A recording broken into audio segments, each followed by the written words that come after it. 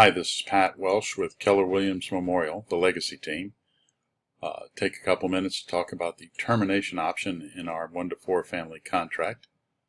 The termination option shown here in paragraph 23 allows for the buyer to exercise the right to terminate the contract without any cause or reason during a specific time. They pay a fee to the seller, the option fee.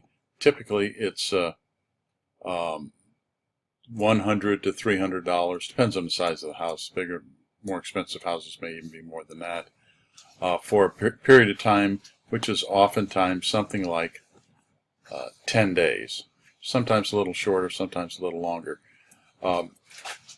The whole point of the termination option is to give the buyer the opportunity to do his due diligence, to inspect the property, to maybe call in secondary inspectors if it's necessary after the original inspection, and to satisfy himself concerning the condition of the property.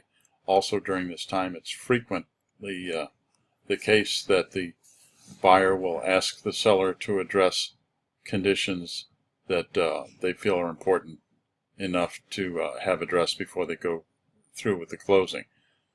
So the repair amendment is typically done, the repair request is done on an amendment during the option period before it expires, asking for the seller to do certain things. And it's a negotiated point. The seller's not obligated to do anything.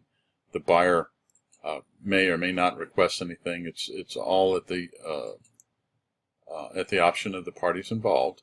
The option fee does get credited to the buyer at closing time. The only exception to that is if they exercise the option and do terminate, then of course the seller keeps the money, but the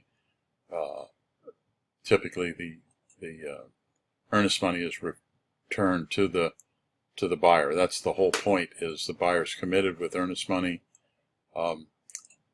and has the option to get the earnest money back by terminating under the termination option clause.